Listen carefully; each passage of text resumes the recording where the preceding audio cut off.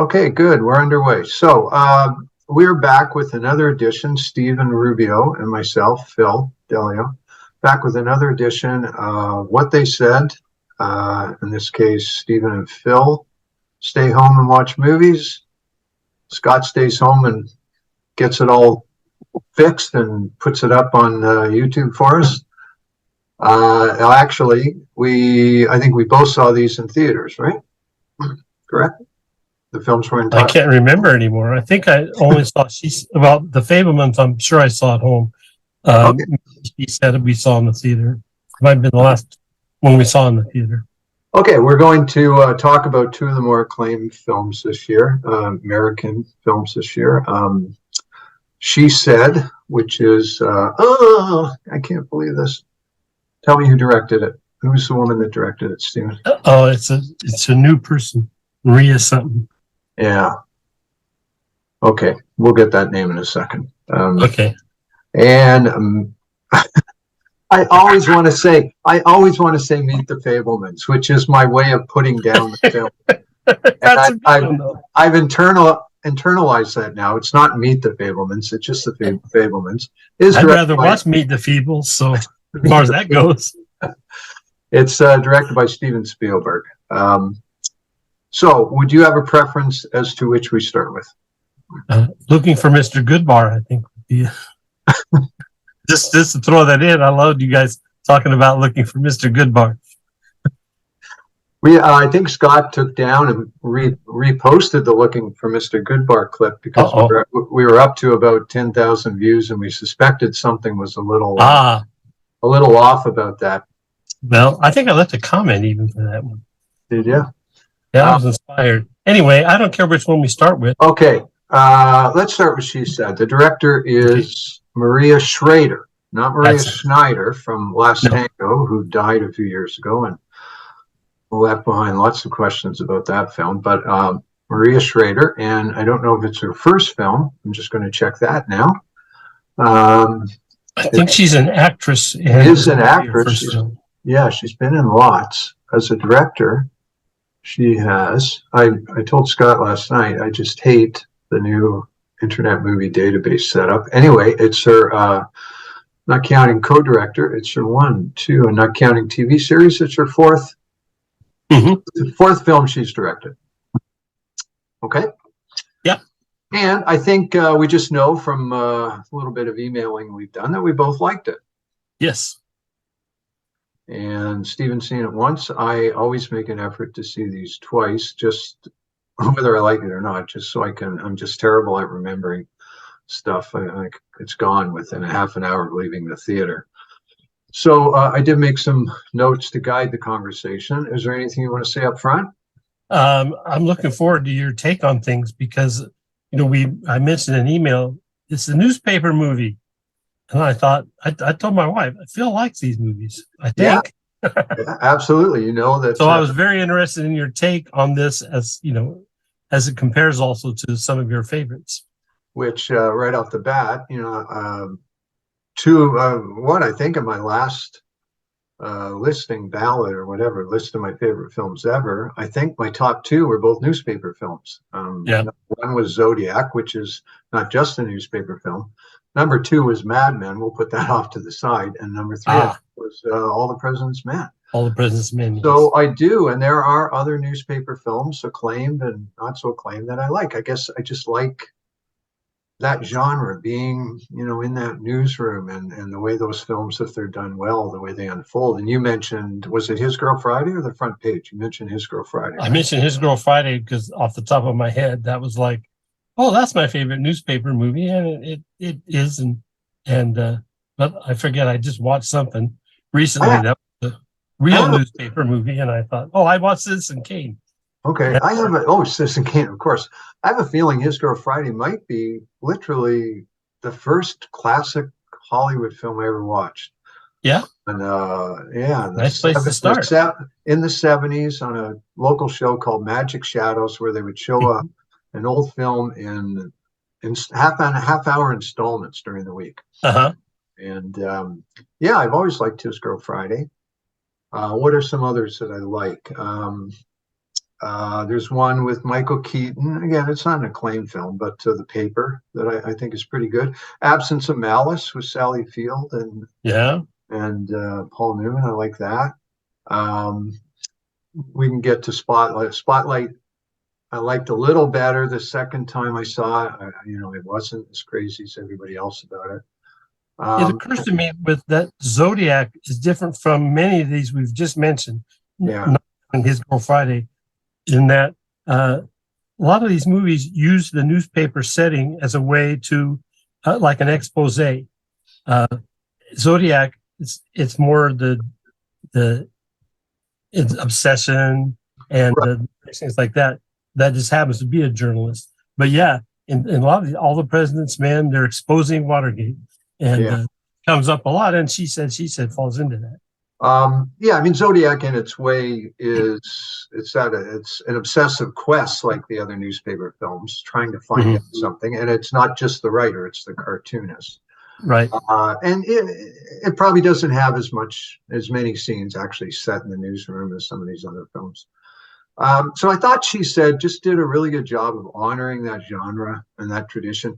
Obviously, I mean, it's immediately recognizable to anyone who sees it. It is done very much in the shadow of, I don't mean that it didn't do a good job, but with All the President's Men on its mind. Yes. And I thought about another one also from a couple of years ago, the one where Meryl Streep, about the Pentagon Papers with Meryl Streep and was Robert Redford in it? Can't even remember now, but you know the one I'm talking about. Meryl Streep played Catherine. Yeah, it had another short title like The Post Yeah, it was called The Post, I think. Actually, it was called The Post. And that was okay. It wasn't great. But She Said, just in so many ways, lines up very well. I don't think it's as good, but that's not saying much. It's like, All the President's Men is so great that your third favorite movie, isn't it? Yeah, So this isn't going to be your second. Right. To say I don't think it's as good is not really a criticism. Right. And, I'll just, to get it going, among the things I liked about it, I hit the wrong, I called up the wrong document here. Just let me get to what I want to get to. Here we go. So, first thing I wrote was, and I'm almost apprehensive to ask you this, and I don't want to go off on a tangent about it, but I think She Said is much more deserving of, and it's a certain thing that people say about movies now because they're so tired of the Marvel movies and what's happened to Cineplexes. I think it's so much more deserving of the "this is what movies used to be like" praise than Glass Onion, which I just could not stand. I hated that film so much. And, if you liked it, we can save it for another time. If you hated it, we can save it for another time. To me, She You said something about She Said being honors its tradition. The newspaper genre, I mean. Yes. Glass Onion, it just lets you know that the tradition's there so it could turn it upside down. So it's definitely not the same thing. She said so. In making it's just the genre looking. I see the same praise of Glass Onion, where people, say, this is like an old-fashioned movie. This is what we used to love about the movies. Not so much what it does with genre, and I'm thinking, well, if you want to go back to what you used to love about movies, put that abomination aside and go see She Said. I don't know that She Said has gotten a lot of attention. It's gotten some, and it'll surely be up for, some Academy Awards, I would guess. The expanded 10 films, I'd say it's almost definitely going to be up for Best Picture, but I don't think it's gotten a lot of attention. And to me, it has sort of the old-fashioned things I loved about films, which is just like real story, get involved in it, it's pieced together, it's not in a hurry, it's low-key, it's definitely low-key, like it doesn't have trumped-up scenes, hysteria. No, and it's very painstaking in the way that it lays out the case. Very much. Once in a while, I thought, okay, you could skip this part, but only because I wanted to go a little faster. But like what you're saying, no, that the pacing fit with what they were trying to do in terms of letting us know how they built that whole case. Yeah. Now, just I'll ask as an aside to that, did you follow this the writing, because I don't have access to the New York Times. Did you follow the writing of these two reporters as it was unfolding? I did a lot of retro, like when you were watching it for the second time, I was looking up all sorts of things. Okay. It It's a was- book and too it- that I don't know if Yes, I read it now, having seen the film, but the book was written by the two leads in the movie, Yeah. not the actresses, but the New York Times, I think it comes off better in the movie than maybe it should. Certainly the reporters did their job, and they did it for the New York Times.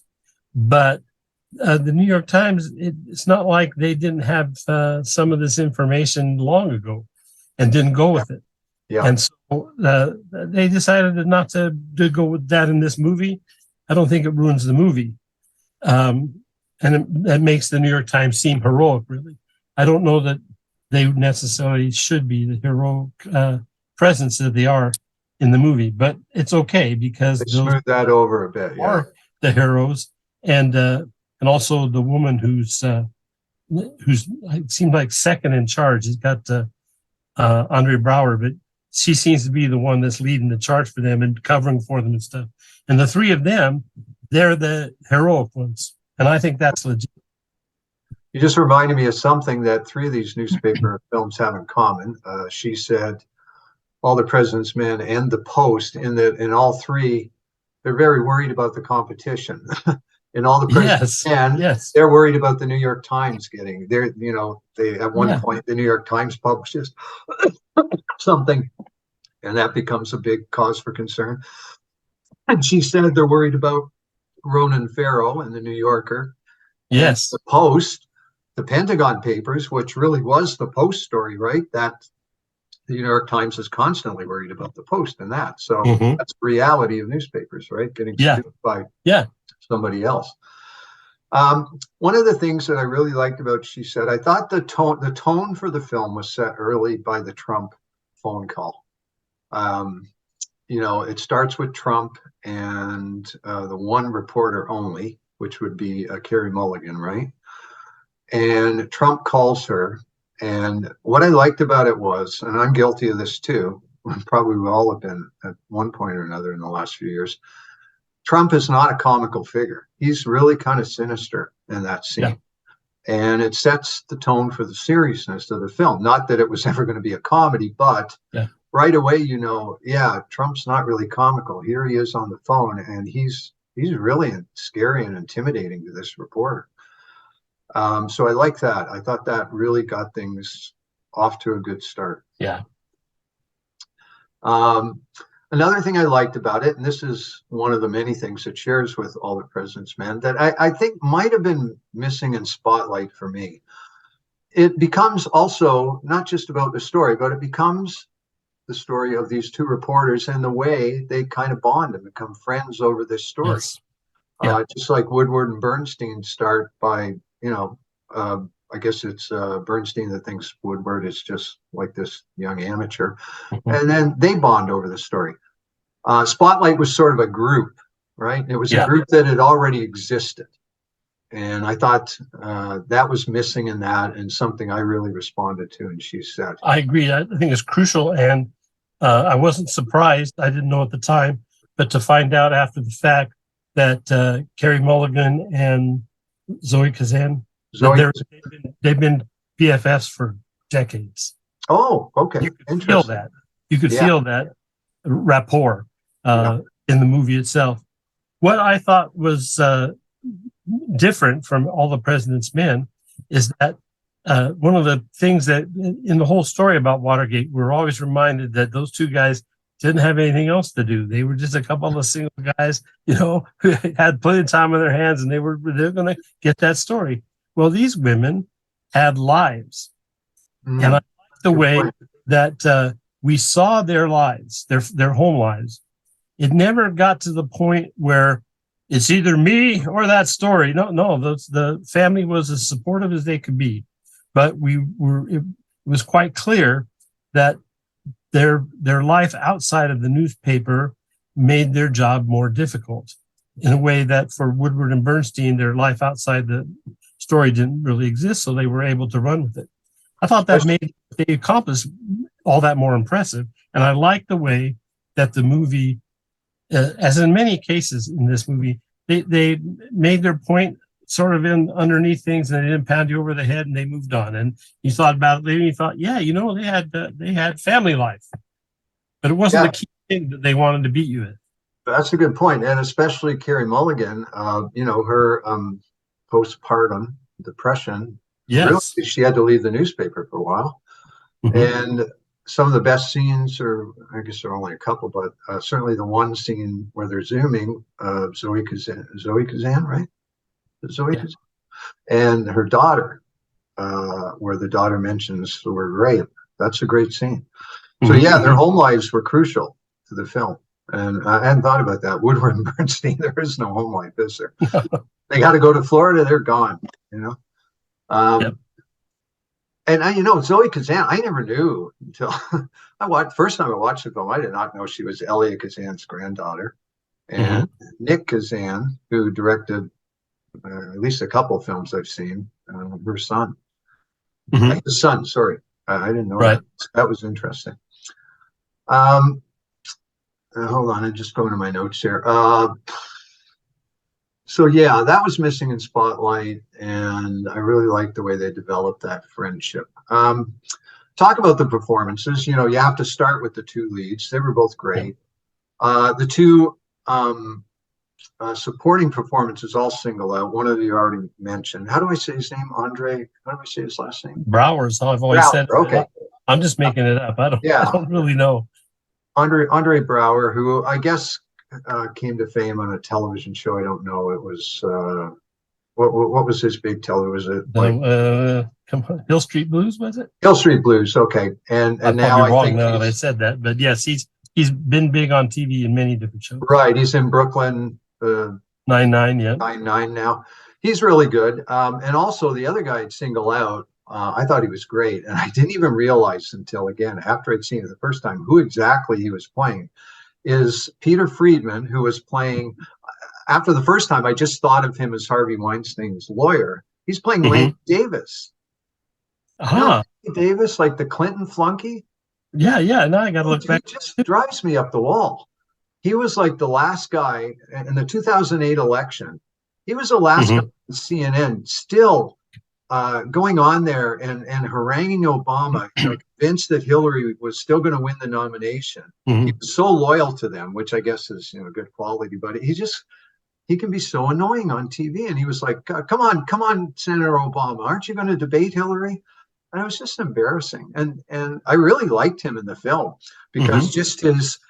There was almost this understood thing between him and the reporters. Like, look, I know this guy's awful, and I know he's done awful things.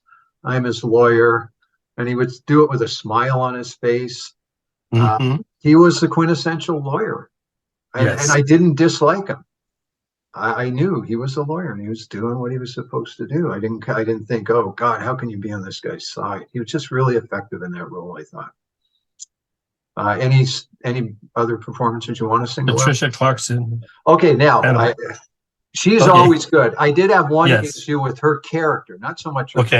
I think it was the way the character was written. The character was her editor was too perfect. Okay, what I wanted that Jason Robards moment where she was going to just get impatient and say, "Isn't anybody on this story going to go on the fucking record?" No, and she was always so supportive and just endlessly patient with these reporters. That's just a minor quibble, but yeah, Patricia Clarkson's always good. Now the way you say that, my biggest angle on the film in terms of what made it different and what I think worked is it related to what you just said. The woman who filmed it or directed it is a woman. The screenwriter, a woman. The book that it's based on is a woman. The two main characters, the reporters, are women. It's a woman movie. It's probably a very male thing for me to say what I just said. I wanted the Jason Robards. No. I hear you. To me, I think I agree in the sense that that could be a problem. I think it worked in this film okay because. Again, I never thought they were beating us over the head. it's just, you start thinking about it. Of course, you got the reporters got the support from the woman. That's just how the film works.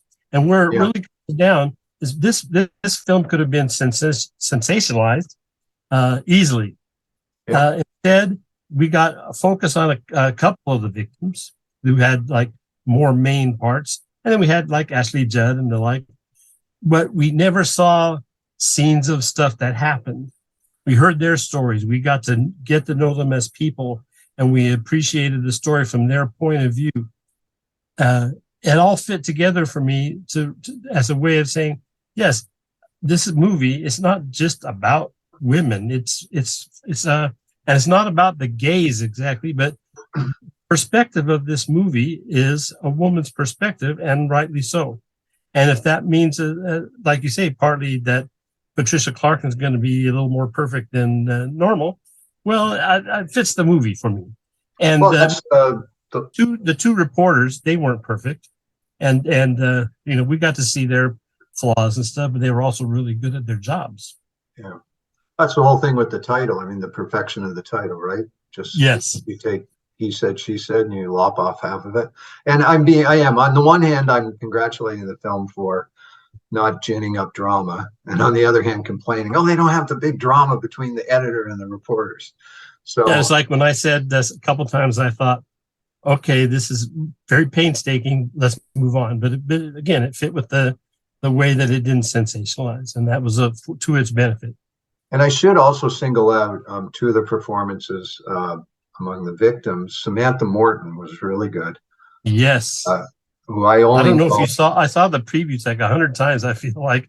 And I thought Samantha Morton was like one of the reporters. She was in so much of the previews. And she's interesting. Okay. Great. But yes, she was great. And the other one, I don't know the actress's name. She was the one Jennifer the mastectomy. Is that right? Okay. I think I think she used to be with John Hamm in real life. Oh, interesting. But I don't know how to say it. But yes. Okay. She was very good. Yes, they both were. Now I had a couple of questions. That Ashley Judd played her. Judd was good. Yep. She was good. Yep. And maybe we can get back to that later when we're talking about the Fabelmans. Ashley Judd played herself. Okay, this was a docu-pic or whatever you'd call it. This was about a real thing. The Fabelmans is fiction. Fictionalized, yeah. And yes, it's fictionalized. Ashley Judd said, I'm in this movie as me. I don't know. I found that impressive in itself, and it gave extra. Can you imagine the feeling of vindication for her to be in this film? Yes. Just how therapeutic or cathartic that would be. Yeah. And that leads me to the two questions. One of them I jotted down. Was that the real Rose McGowan on the phone? Twice in the film, Rose McGowan. I looked this up at the time. If you can check it later if you want. It's on IMDb, I think. No. Okay. A lot of the people on the phone were real. Trump wasn't real. Rose McGowan. I knew Trump wasn't real, and it was Gwyneth Paltrow. Was that actually Gwyneth Paltrow? Yeah, I think it was Gwyneth Paltrow. I think that Rose McGowan recorded it, and then I think she decided not to say don't use it. I don't know what the story was, but I think they recorded her and then didn't use her. Gwyneth Paltrow, almost positive, was Gwyneth Paltrow, yes. And that was my second question, which maybe the film made clear. I'm just missing something obvious. Why in the film was Harvey Weinstein so obsessed with Gwyneth Paltrow? Like in that big conference call, and all he's saying is, Is Gwyneth Paltrow gone on the record? What was the obsession with her that I have no idea, but you're right. Because he did horrible things everywhere. It wasn't. It was like he's willing to disregard everything. He wants to know about Gwyneth Paltrow. I didn't get that. Yes, he was obsessed about that, and I didn't know what that was about either. Okay. And I wanted to single out maybe my favorite shot in the film, which I got fooled by initially. It's that great shot where the recording is playing of the Italian actress, I think, or Italian, maybe she just worked for the Weinstein Company. And you hear the recording and the camera's just tracking down the hallway in the hotel. Mm-hmm. And my first thought was, wow, that's a great job of recreating that recording. But of course, and then I found out, no, that recording went public, and that's the actual recording, which makes it even easier. But you know what that reminded me of all things? You might find this amusing. It reminded me of The Shining, the way the shot down the hallway was done, because it is really spooky what you're hearing on the audio. Right. And it had that kind of Shining quality to it. I had a different connection. I think yours is better. But the shot in Taxi Driver when he's yeah, and Scorsese just moves the camera. We look down the hall and then he moves it back, and that particular camera shot, I'll be honest. Or even, I thought you were going to say at the end of Taxi Driver where the camera's kind of going down. That's an overhead shot a little bit. Yeah. But whether it's The Shining or the Taxi Driver, that gets across how disturbing that audio is.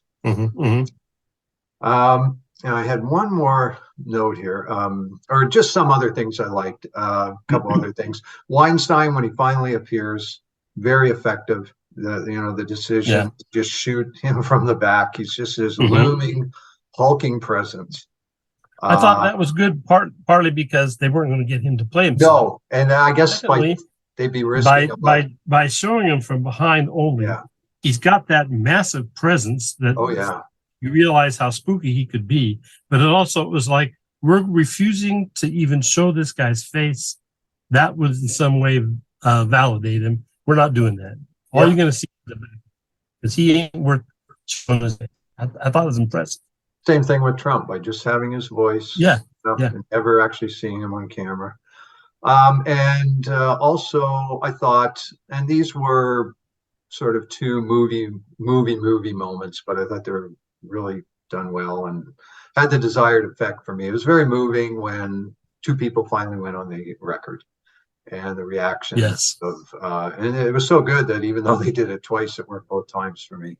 The reaction of Zoe Kazan, which was to break down in tears. Again, went on the record. I think the actress, we couldn't remember her name. I think first was Ashley Judd, then the other actress. I think it was after. That was great. So I don't know if it'll win awards at the end of the year. I hope it does. I'd like to see. It'd be nice to see one of the two. It's not like I've kept track of who they'll be up against, but to see, probably hard for one of the two women to win, because when you get a film where you've got two great leads, they'll cancel each other out. And people will vote for someone else. But there's also I agree, they're both great, but there's Michelle Yeoh, and not really my kind of film. I haven't seen it. Well, that's okay, but it's not for me. Besides that, I've loved her forever. So I think, oh, great, let her win more. But now I'm blanking out for a second, but there's another person whose movie just came out, another woman. Oh, what about Tar? Kate Blanchett. That might be it. Anyway, there's a couple already that, it's going to be that person or that person, and I don't think it's going to be either of the She Said people. It'll get some Oscar nominations, but I don't know. Just mention in passing, I'm actually enjoying Michelle Yeoh right now in a trashy movie, Memories of a Geisha. I love her in everything. I know that, as you just said, like that, I can never remember the title, but it's not your movie. But one of the things for Michelle Yeoh fans is, the spoiler alert, I guess, her character kind of adopts all these different characters throughout the movie. And every time you say, if I was making a movie, I'd have Michelle Yeoh play that part. They're all different, like 10 different ones. Every single time, I think Michelle Yeoh can play that part, because she does play everything. She can do the martial arts. She can kick everybody's ass, or she can, be a geisha or whatever. I mean, she can do it all. So at least one other prominent film I've seen her in. Yeah, I've liked her whenever I've seen her. And I guess I would hope that it would be at the very least up for and maybe win adapted screenplay. I was thinking that same thing. Yeah. And I don't know what the competition would be, but yeah, that seems like something that could win. Okay, I think we have 10 minutes left, Stephen, so I think I'll start a new call for Fabelmans, okay? Okay. Any last thoughts on the film you wanted to say that you didn't quite get said before we... No, I said all my good stuff. Now we can move on to the Fabelmans. Okay, I will be back to you in a second, okay? Okay.